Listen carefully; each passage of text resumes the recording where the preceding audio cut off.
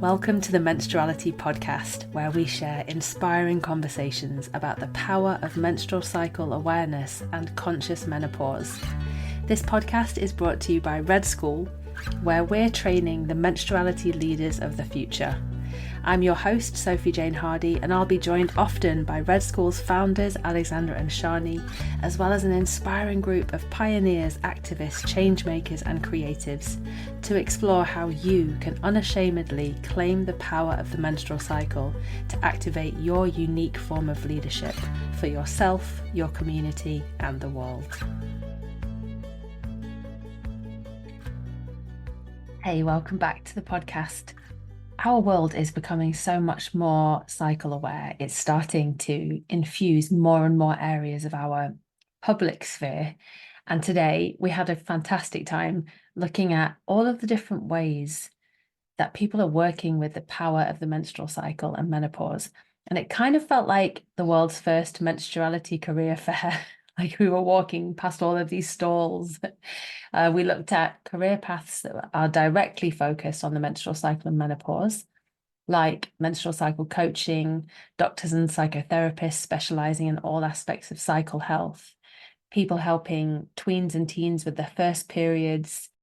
And we also looked at some of the ways that our Menstruality Leadership Programme graduates are infusing menstruality wisdom and intelligence into their existing careers, including their careers in business, crafting and making, yoga, school teaching, and even sailing. And importantly, we chat about how menstruality wisdom can infuse the often invisible and frustratingly unpaid caring work, the earth tending work that many of us do, which is the work that really weaves this world together.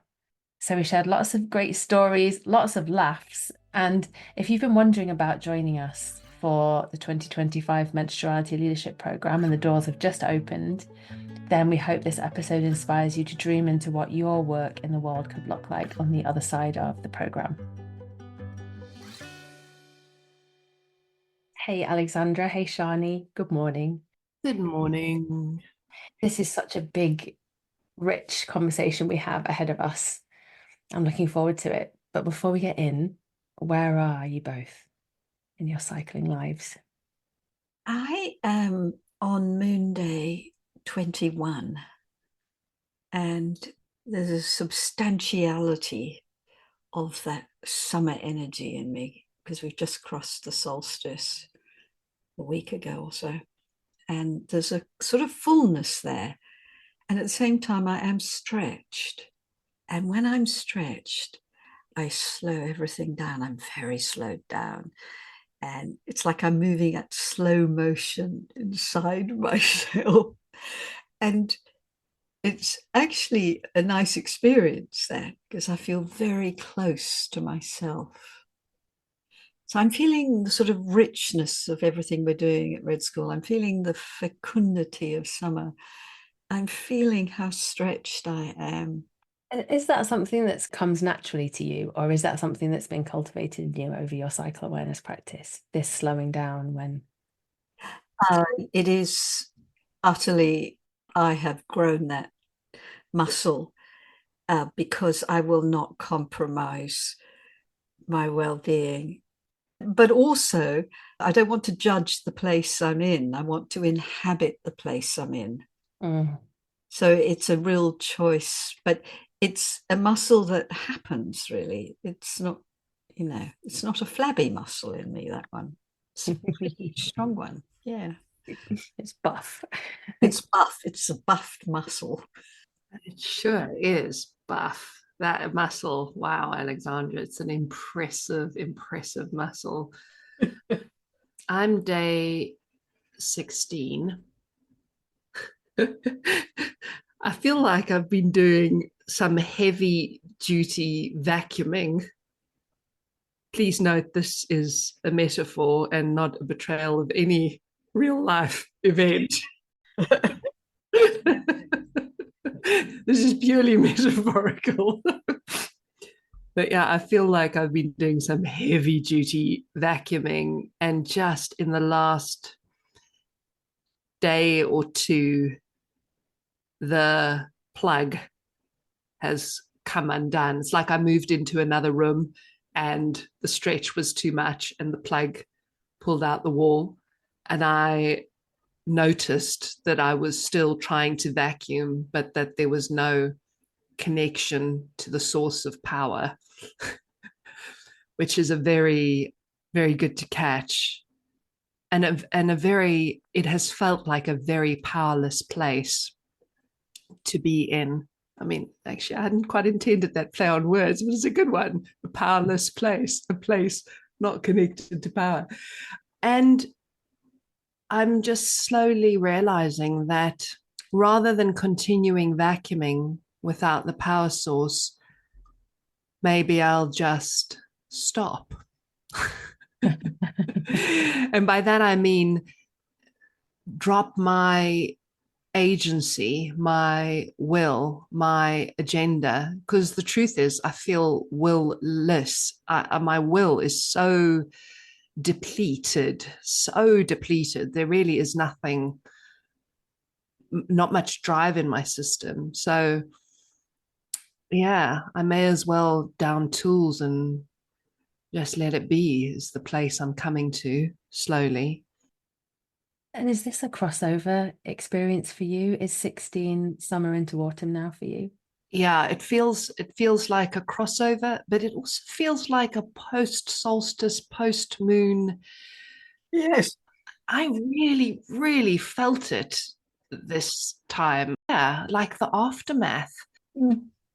Wow. We are unusually basically in the same space, it feels like, because I'm on day 21 with you, Alexandra.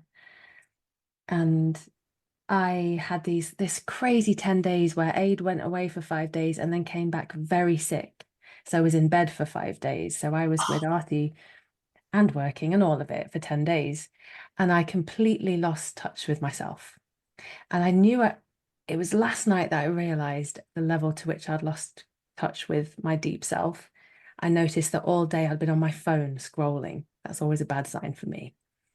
And then I got to the end of the day so overloaded, and my critic was just ripping me apart, just telling me all the ways, just giving me a whole litany of ways that I'd failed that day in every aspect of my life. It's very thorough, my critic. Got to give it that, No, they are. Oh, absolutely. Detail is their thing. Absolute precision they have. We're going to be speaking about academia later, and like it really could write a PhD on all of my faults, like a very deep treatise. And I had such a tender moment with Aid, who had just come back from a difficult experience with his mother, my mother-in-law. That's a whole other story. And he was being so tender with me, and he held space for me while I realized, oof, this is a critic attack. Ooh, I'm very far away from myself. My inner autumn premenstruum is calling me back to myself. And I came home. It was a homecoming, bumpy, messy, uncomfortable homecoming. And one of those massive, thank goodness for cycle awareness moments, because otherwise it would have been I'm mad, what's wrong with me? I can't cope, la la la la. And no, I was able to catch it. And now it's the slowing down mission with you two. Down tools. Yeah. Drop the will. Yeah. Wow, that's very moving, Sophie. Very moving. Well done. Thank you. So together we will slowly find our way into this very big and rich feast of a conversation that we have planned, where we want to look at what could a career in the menstruality field look like. And it's a very exciting world, isn't it? Speaking about the menstrual cycle, speaking about menopause is becoming less and less weird, less and less taboo. On Instagram, it's just wonderfully full of women like teaching cycle tracking for fertility, for health, for everything. I was just interviewed Lara Owen. She's out there creating international menstrual and menopause workplace policies. You can buy menstrual cups in supermarkets. Like, it's happening. The menstrual cycle is here at the heart of our world. Not quite. That's an exaggeration, but it's here. And this little podcast has been listened to 246,235 times. So Yeah. it's happening. And with this wave and this opening up of this field is coming a whole massive range of career possibilities for people like us who feel drawn to the power, drawn to the wisdom of the menstrual cycle. And we're going to look at some of them today through the lens of some amazing stories from our graduates of the Menstruality Leadership Programme and what they've gone on to do since graduation, to give everyone listening a sense of what's possible here. Yes, beautiful. It's so moving hearing you say that, Sophie, because I'm remembering Alexandra and I having a conversation way back in the mists of time where we were purely in the dream of this, and at the time a seemingly impossible dream of menstruality really as being this inner restoration. But we were also very much holding this dream of menstruality as a new professional field in the world, and all the shapes and forms that will take in all the different sectors of life. And I remember, when we used to speak about it, getting so excited of sort of imagining communities having menstruality mentors, space holders, teachers that support people through all the stages of the menstruality arc, and that it's held in our communities, but it's also held in the sort of structures of our world, in the education systems. It's held in our law, in how we organize life. It's held in education, and so on and so on and so on and so on. So, and it's happening, as you say, the graduates from our program are the ones who are realizing this. And I was thinking about it this morning when we were coming to this conversation, and I was feeling such a sense of pride, gratitude, appreciation for the very singular, unique, and brilliant ways that the people who have done the Menstruality Leadership Programme have gone on to integrate this work and bring it into their professional lives. I was feeling so kind of blown away because we've never really gathered the stories. No. We've been hearing the stories and tracking people's, ways of taking on the world. But yeah, so this conversation is a sort of harvest moment where we've gathered some. It's actually only just some of the many, many, many stories. Mm-hmm. Yeah. Alexandra, one of the things that you said when we were talking about this episode was that it's good to name that we're still at the very beginning of the emergence of this field. The world really is our oyster here. And to say that many people come to this work having no idea where they're headed with it, but just feeling a call inside to come to it. Oh, yes. It is just that. People just feel they have to do the program. It's just sort of almost non-negotiable. And I always think of one particular story that was the very first, well, it was called a different name back then, but Menstruality Leadership Program we ran back in 2011. And in those days it was in person, and there were 3 residentials we had. And I had one place left on this program. And this one woman, it was at the 11th hour, she says, "Is there still a place?" And I go, "Funny enough, yes, there is."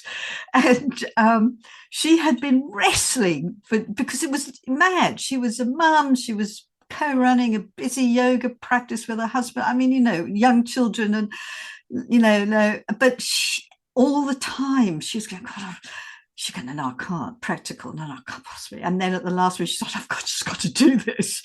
Anyway, she gets her place. And after the first residential, I get this email from her. She said, "It's already speaking to me. I can't stop it." And already she was getting a download of what she wanted to do, a whole kind of program she wanted to develop. And I was thinking, well, maybe you could just take your time a little and, perhaps do another residential before. But no, she went ahead and she started this program, which is still going strong today and has actually brought quite a lot of people to our work. And in particular, I'm thinking it was Lisa Lister, who has written many books, including one on the menstrual cycle, Code Red. And it's very integral to her work. That's where she discovered it, through Sarah's program. What is Sarah's program?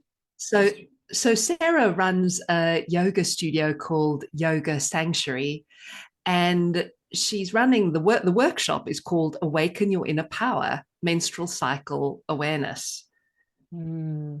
Yeah. So as Sarah's example shows, we just don't know what this work is going to do to us and with us and through us.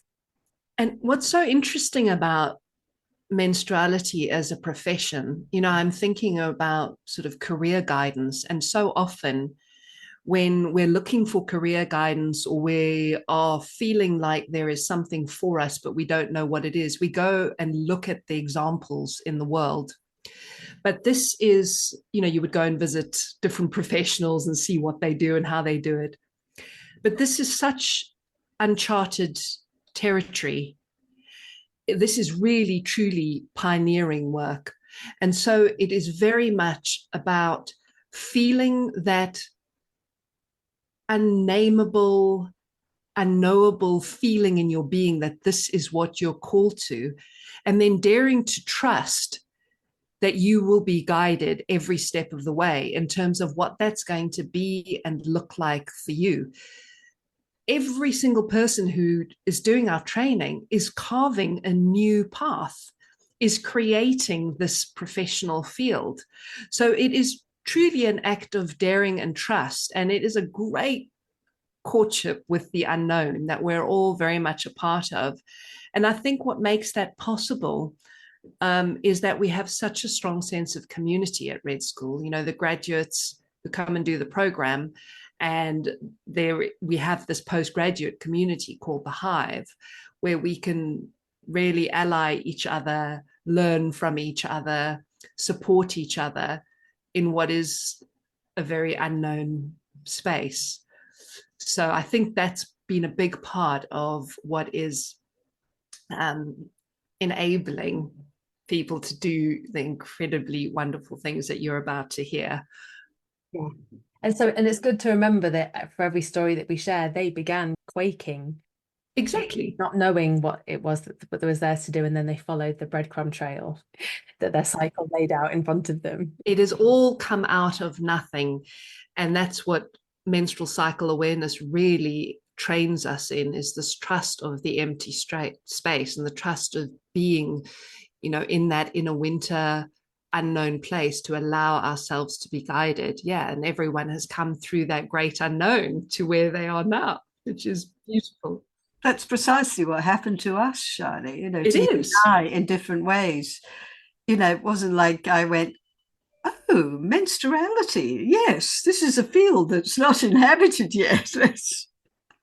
On the contrary, all we had was loathing and shame, And all you had was menstrual pain. I know, and all I had was menstrual pain. This was not a good look,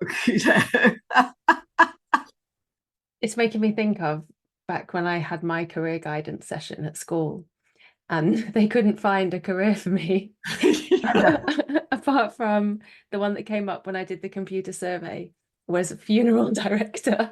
Oh, wow. That's quite seriously. But I think it just goes to show I was destined for something weird that didn't exist yet. Well, exactly. They knew that it was something to do with initiation, something to do with the great life-death cycle. So they were up to something. Okay, so riddle me this, Sophie Jane. When I had my career guidance, you know what they told me I should do? Town planning. How about restructuring human consciousness through the embodiment of our menstrual cycle? Why didn't they mention that? Wow. It'll be on those careers lists soon. Yeah. it's coming soon. I can feel it. I can feel it in my waters. It's coming. Let's describe some of the different ways that it's coming. So we're going to look at careers that are directly related to the menstrual cycle and menopause. Then we're going to look at people who are bringing menstruality to their already existing fields. And then we're going to talk about unpaid work as well. But starting with the menstrual cycle careers, menstrual coaching or mentorship. And this can either be from a health perspective, from a psycho-spiritual perspective, mental, emotional, physical health, and often a fusion of all of them. And a couple of examples that came to mind for me are Kate Gutierrez, who's doing this wonderful endometriosis support that's come from her own direct initiatory, very deep healing process with her own journey with endometriosis, and how she has worked with the cycle and allowed herself to be worked by the cycle to understand the kind of support that women and people with endometriosis truly need. It's been very beautiful to witness the birth of that. Yeah, Kate's story I find particularly moving, and she, she's tried everything. I've heard her tell her story to me, about, to heal her symptoms, and actually all those things are important. But it was like menstruality was the missing piece that she brought into that whole healing journey. That that I suppose like a catalyst that catalyzed all the other elements for her. And she worked very deeply with her relationship to this energy field of menstruality, if you like, with the energies of her cycle. She really dared to trust her body. And I always remember she was having extra menstruality medicine circle sessions with Abby, one of our faculty. And she said to Abby, tell Alexandra this shit works. Yeah, she talks about her work as being embodied healing through menstrual cycle awareness. And her story and also the work she does is just a very beautiful example of how cycle awareness can bring profound healing to menstrual health conditions, but also other health conditions, which we have seen again and again, that the cycle and trusting the cycle creates coherence and harmony and healing at the deepest level, at a cellular level in our body. Yeah. And another example, and there are so many examples we could name, and we actually have a register on our website of all of our graduates that I'll drop in the show notes so you can explore all the different examples. But another one that came to mind for me is Natalie Martin, who came to this work as a coach. And it's just been fascinating to watch how her menstrual coaching has changed over the years, along with her own menstruality journey. That she started off talking a lot about PMS, the premenstruum. She's also been speaking about pleasure and sensuality. And more recently, she had a baby. And so it went through pregnancy, postpartum, and now living as a mother.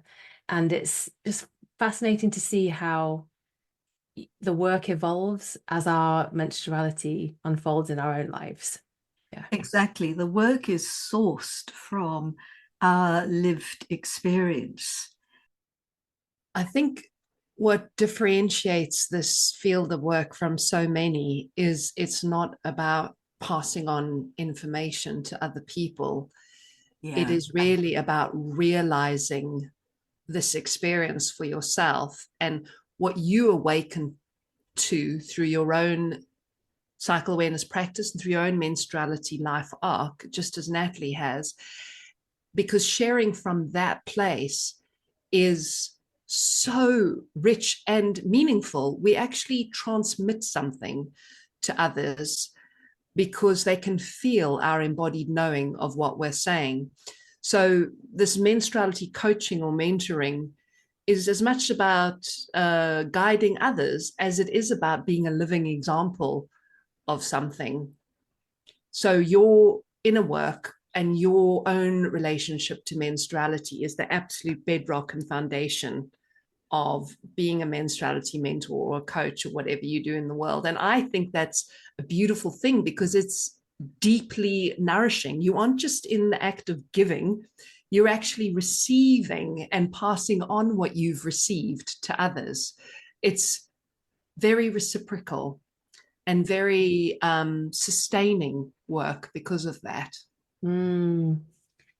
And speaking about being a living embodied example of something, there are also doctors and psychotherapists who are specialising in menstrual cycle and menopause work. And one example I wanted to draw out is Helena Tucker, who's a graduate, and she drew on her own living embodied experience of PMDD, an ongoing experience of PMDD and PME to create this program for people who are experiencing, for those who don't know what PMDD stands for, premenstrual dysphoric disorder,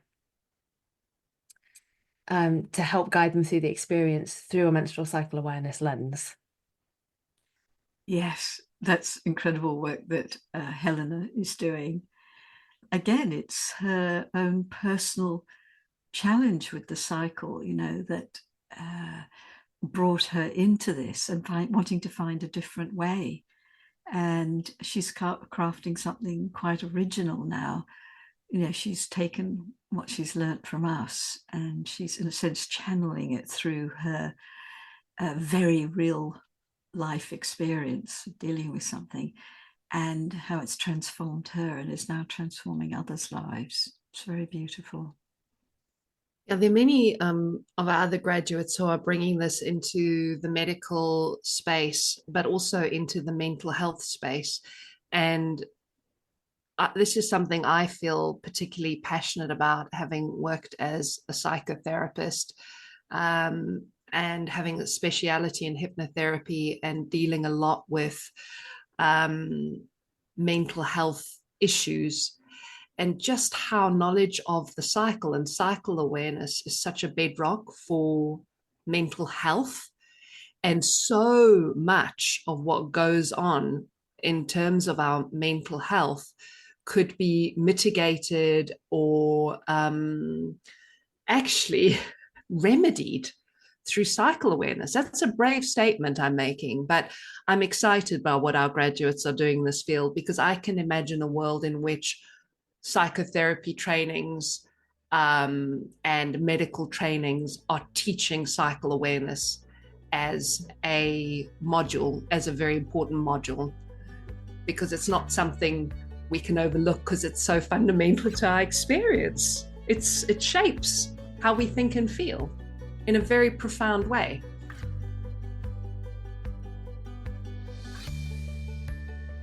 If all of these menstruality career ideas are inspiring you and piquing your interest, we invite you to come on over to visit menstrualityleadership.com, where you can find out more about the world's first leadership training designed for trailblazers, change makers, creatives, nurturers to realize our full authority in leadership through the power of the menstrual cycle. The doors for our 2025 programme have just opened, and on that page you can find lots more stories from our graduates about what the programme has opened up for them and transformed for them in the world of their work, but also in every other aspect of their lives. So you can explore that at menstrualityleadership.com. We're hosting a free webinar to explore how the menstrual cycle can support you to step into leadership on July the 25th. It'll also be a great introduction to the programme. And again, you can register for free at menstrualityleadership.com.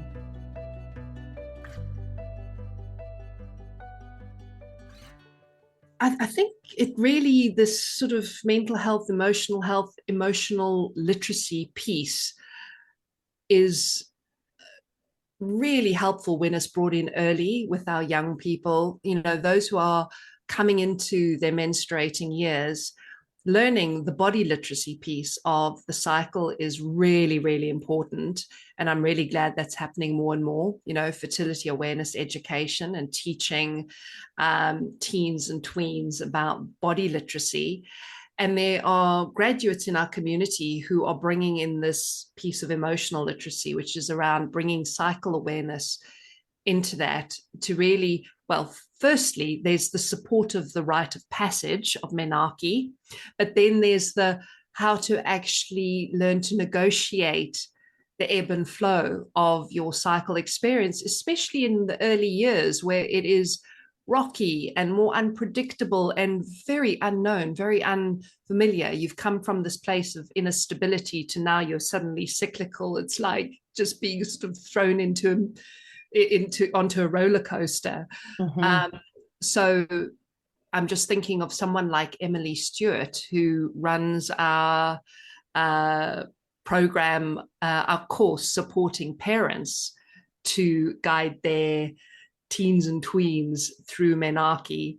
But she's a primary care nurse, and she's done our Menstruality Leadership Programme and is so passionate about bringing this work into places where young people will be exposed to it. So she set up a social enterprise called the Real Period Project, where she is providing resources and menstrual cycle education to young people, and also making that available to parents.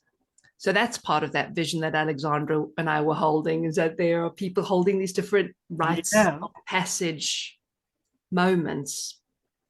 And I'm also thinking now of Nikki Berridge, who very, very similarly, I mean, so she's gone into the tech sector, femtech, let's call it, which I think is very cool. Nikki has created this app called How Am I, which is a place where teens and young people can track the mental, emotional changes through the lens of their menstrual cycle. So it's a sort of online therapeutic environment where they get to learn about their inner lives through the lens of MCA. And isn't that cool? I mean, it's the first of its kind. And isn't that cool? And they've gamified it. So they've made it really fun and interactive, and the kind of place where young people want to do. They're currently looking for funding. So if anyone knows, do step in and show up for them, because my word, it would be so great if that was really out there. Yeah, which segues us nicely to the massive range of products that people have created who have been through our program. And this gets really, really fun. So I want to point you to something we did a couple of winters ago, I think, which was a winter fair where we asked our graduates to share their products, and we put them all together on the website. But should we list some of them? So there are artists like Laura Gayer, who's created these beautiful conscious cycle prints. So if you like a visual reminder of your cycle experience, is beautifully artistically represented visuals of that. And back to first periods, there's Nisha's first period box. Yes. Oh, and lunar calendars. Jen Wright created a beautiful wall calendar where you can track the lunar cycle and how that relates to your menstrual cycle experience. And there's Ruby's Know Your Flow cycle tracking journal. So Ruby, who's the community catalyst for the postgraduate community, the Hive, has a really beautiful journal that was also illustrated by cycle aware women. Yeah, I believe that Nora Ora, who did our program, who is a beautiful artist, was part of that illustration. Yeah. And the cycle wisdom altar cards that Ruby created with these reminders and prompts of cycle wisdom. And we have to talk about the tiny red tent. Oh, the tiny red tent of Nikki Zavitz of Pretty River Red Tent. That's the name of her community. And she has created this really beautiful tiny red tent that you can put up inside your house and go into this lovely protected zone. when bleeding, to just so you've got it, you're protected, and it's almost like creates a sacred space. So good. Yeah. I love the kind of artistic expressions that come out of this work, like Tessa Venuti Sanderson, who created these beautiful vulva decorations, which I have and which I hang on my Christmas tree every year. These lovely, are they felted vulvas? So cool. They make really, really good Christmas tree decorations. It's important to point to the creativity that's often begins to surge through people. In fact, I'm going to say always begins to surge through people in some way, shape, or form when they plug in to their own cyclical nature. And there are a couple of examples of writers and artists who are creating in that, quintessential creative way that I wanted to name. One is Ailsa, who is known as the fairy tale cellist. And I was just looking into their work yesterday, and they've just debuted a totally new piece of music that they composed at the Menstruation Research Network conference in Liverpool. It was called Song Cycles, and it's 4 movements that they play on the cello based on the inner seasons of the menstrual cycle. That is so gorgeous. That is so beautiful. Yeah. And the other example I'm thinking of is Stephanie Farrell Moore, and her poetry, which you were sharing a bit more about this earlier, Sjanie, how the poetry came about. Yeah, as I understand it, Stephanie really came to these beautiful pieces of description through her embodied experience of the cycle. So, what she was feeling and touching into, she put into words that really convey something of the power of the cycle. And when she participated in the Menstruality Leadership Programme that we held in the UK, and one evening she offered to read some of her poems, and everyone laid down and she spoke the words of her poem, and it was like an induction into the power of the cycle, because those words transmitted something really felt that she had felt, and we felt it too. Perhaps you could, what's the name of her book? Reading Between the Lines. Bleeding Between the Lines. Bleeding Between the Lines. Okay, so just to summarize, we've looked at menstrual coaching and mentorship, doctors, psychotherapists specialising in the cycle, people helping teens and tweens with their first periods, products, tech, writers and artists, and there are a couple more career paths we wanted to name, one being activism. And there's an example that we've talked about a few times, but it's so powerful, it's worth talking about again, which is the brilliant Kate Shepherd-Cohen, who has created a program which is now being rolled out through the NHS, the National Health System in the UK, which is helping to put menstrual cycle awareness into the hands of everybody, and particularly people who are socioeconomically challenged who might not otherwise have access to this. And it's epic what she's doing. She just wrote to us saying that she'd been invited to present an excerpt at a conference, and it's just expanding her work. It's wonderful. And it all came out of the insane experiences she used to have around the premenstruum and bleeding. And again, she came to our in-person training a few years ago, and she wanted to do it, and there wasn't a place for her. And she felt almost insulted by that, because she knew she had to do this. So she didn't know she was going to go on and create this incredible, work within the NHS. But her soul was like, excuse me, I've got a mission here. Kate was just, struggling with her cycle. she did get a place, a space did become available, and she got on, and it was like, yeah, I'm supposed to be here, of course. That was the sort of feeling from her spirit. And she did this incredible work of healing, and that just inspired her through her healing, her own experience. It motivated her to create this program. And she has now gone on to create, so she created a program for adults, and she's now gone on and created a program for teens. And her commitment is second to none in terms of serving this. It's truly a calling that's coming through her. It's like almost you can't argue with it. And it's back to the breadcrumb trails that we were talking about at the beginning. She didn't know any of this was going to happen. No. There was no path laid for this. This is something new that was birthed from her own commitment to her own cycle experience. Yes. And as part of that foray into the unknown, she recognized also that not only are we creating a new field of work, we're also needing to create a new language to describe what it is we're doing. And she very beautifully coined this term menstrualism. I think it was back in 2000. And she describes herself as a menstrualist, which is the name that she's giving anyone who works in this global menstrual movement of menstruality.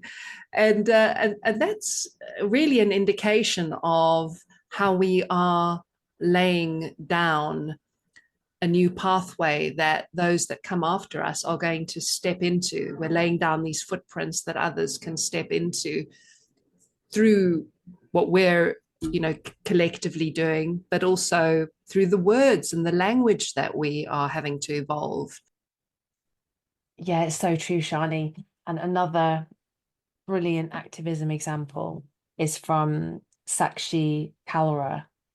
And she shared earlier this year, in February this year, I was invited to be on a panel discussion for menstrual health and a period positive Delhi to bring together different people to collaborate on a menstrual health policy for the state of Delhi. This is a huge step for our state as well as our country. Woo! Go India! Go Sakshi!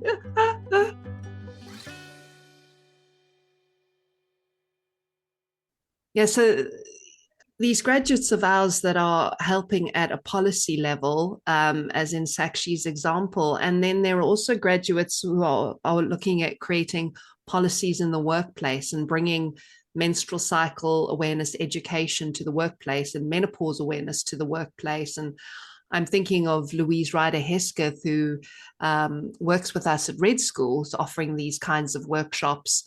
And it's something that Alexandra and I have also offered. And organizations are realizing that this is a real centerpiece in good work culture, is to have an awareness of cyclical rhythms and how to care for them. And I can imagine in the not too distant future, big organizations like, I don't know, like Google's coming to mind, that they are rated for being a cycle aware workplace. Yeah. People come out of university and they'll be like, well, what are your benefits like? And what's your, maternity leave like? And what's your menstrual policy like? Exactly. I'm only working at a cycle aware organization.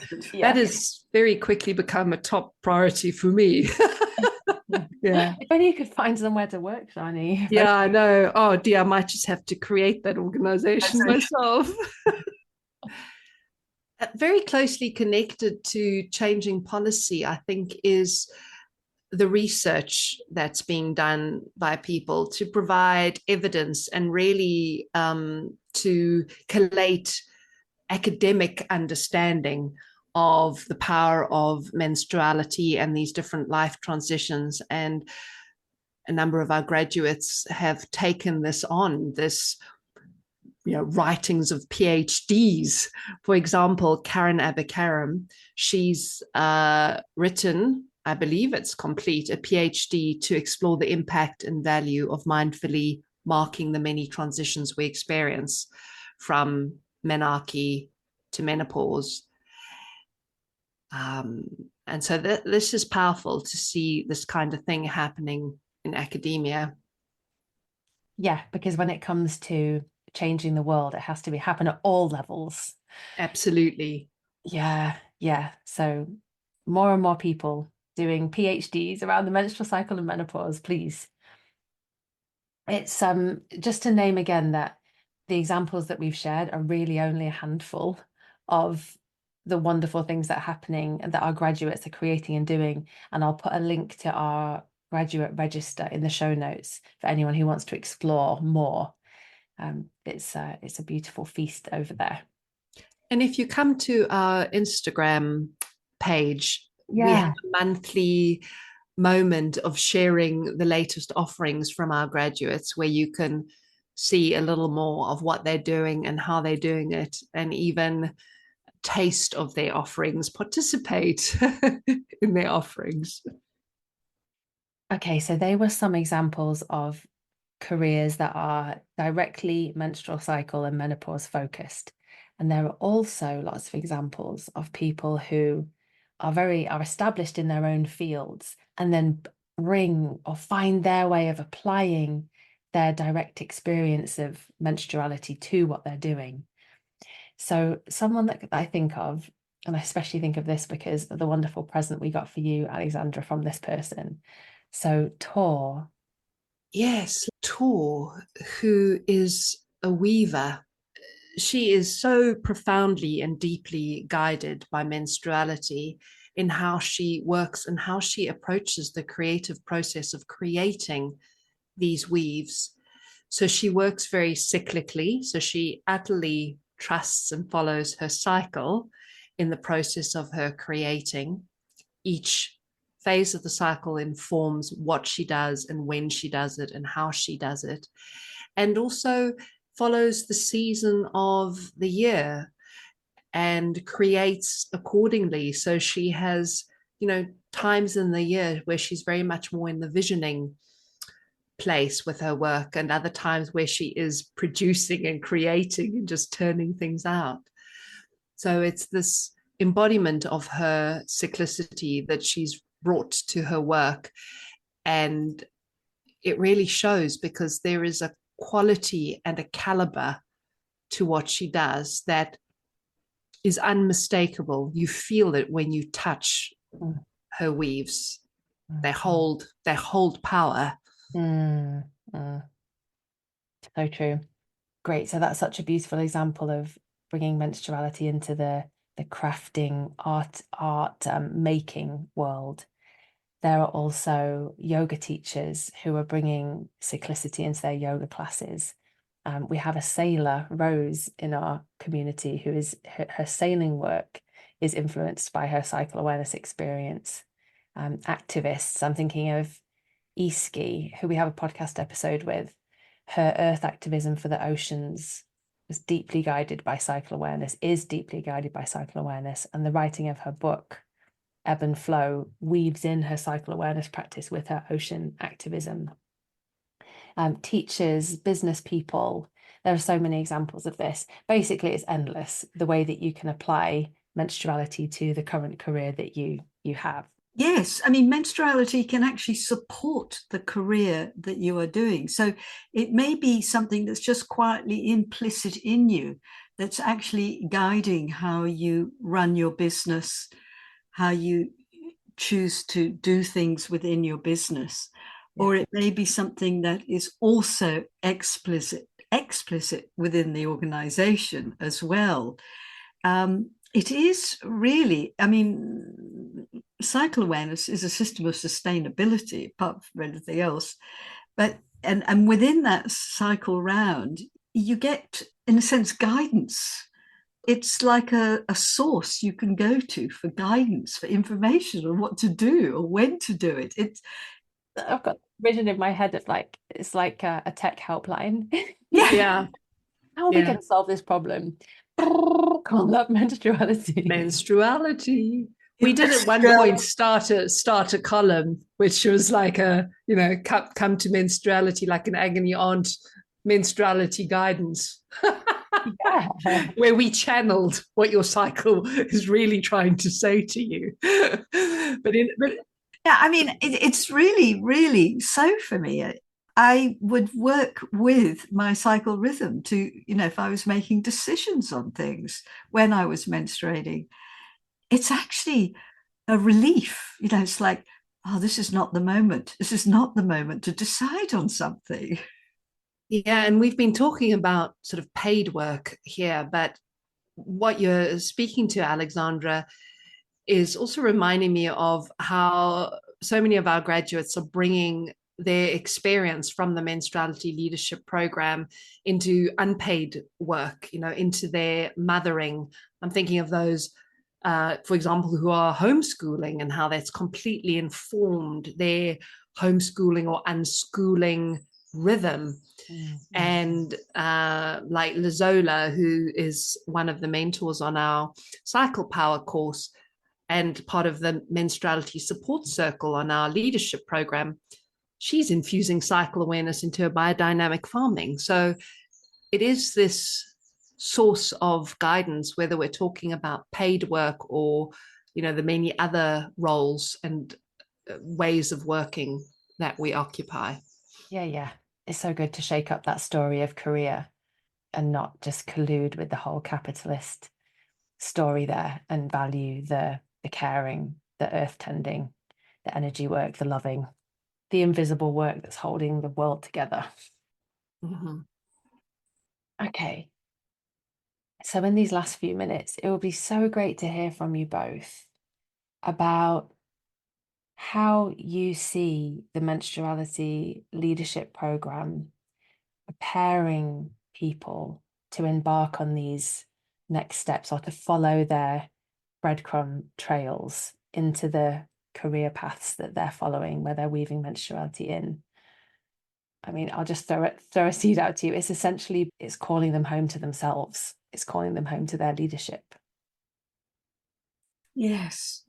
On the program, we teach them about the menstruality that lives inside them. We guide them on a journey to understand menstruality as an embodied experience. So it's not just a headset exercise. I mean, we certainly give lots of information, but that's just the beginning. That's just the tip of the iceberg of what happens. The Menstruality Programme is where you really workshop this information within your embodied experience, in the sense you are awakening to your own menstruality. And it's the act of doing that opens up the knowing, the understanding, the what you're about. And this is where the ideas drop in. It's like suddenly you may get seized by something, and you're experiencing the benefits of really what menstrual cycle awareness can give you. You're really starting to feel and experience that, and how that changes everything in your life, how it changes your relationship to yourself. The program really puts you firmly back into yourself. I think you said home, brings you home. And it's that act of doing that really awakens, well, I was going to say it awakens the field of menstruality inside you, but it awakens you to how you want to channel it in the world or serve it in the world. I love this program. I love teaching and facilitating on this program because magic happens. It's extraordinary.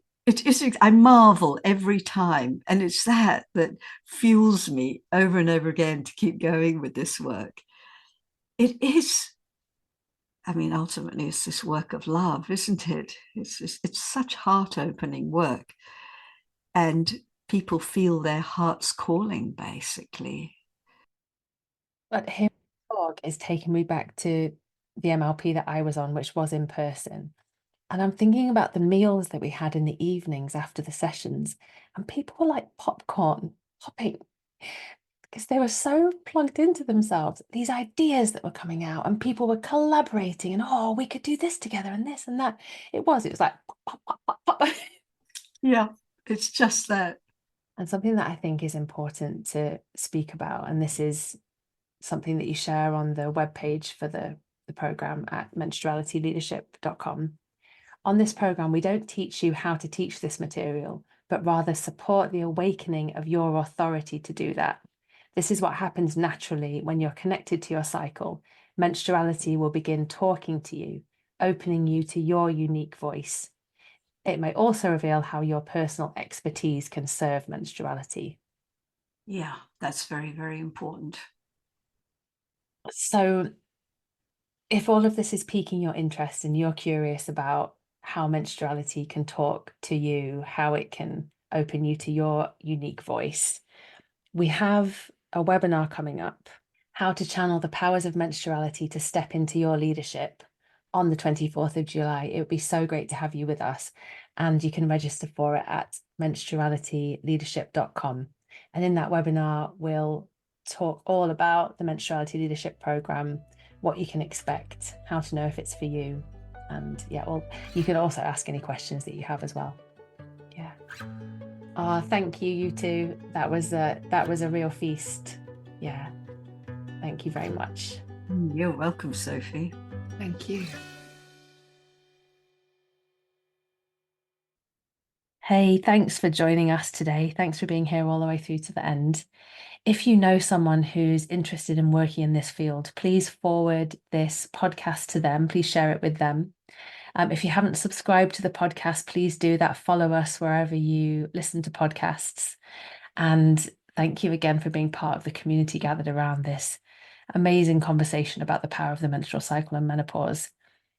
I'll be with you again next week. And until then, keep living life according to your own brilliant rhythm.